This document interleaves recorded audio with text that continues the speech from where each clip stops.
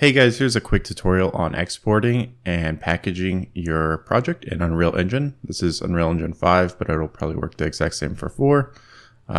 So the first thing you want to do is go to Project Settings. If you go to Packaging, there's a whole bunch of settings here you can adjust and look at. If you're just wanting to package it super fast though, you don't need to worry about that. You can also go to Maps, and these two maps, you can edit these to be your startup maps that you want the player to go to on startup. So these could be your main menu or your first level if you're just testing and stuff. The next thing you can do is just go up here to platforms. So just go to whatever map you're on, go to platforms, and then if you just want to package a project, you just go like Windows, package project. If you're packaging for Windows, you can also choose the different configurations. So you can choose like shipping if you want. And then you could package the project here, and then you'll just choose your directory. So you can create a new folder if you want. Tutorial, select the folder, and it'll start exporting it. You can click show output log.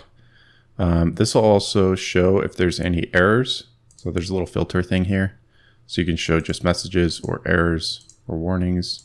The warnings you probably don't have to worry too much about. The errors might actually stop the build from happening, I believe.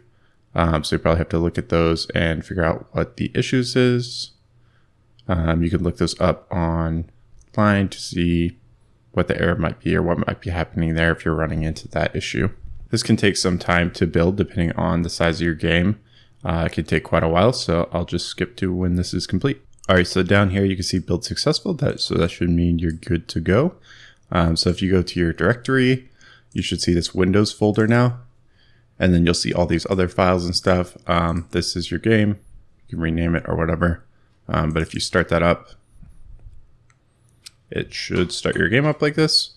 And then boom, you can test out your game here. And yeah, that's how you export a game in Unreal Engine. Hope that helped. Catch you guys later. Peace.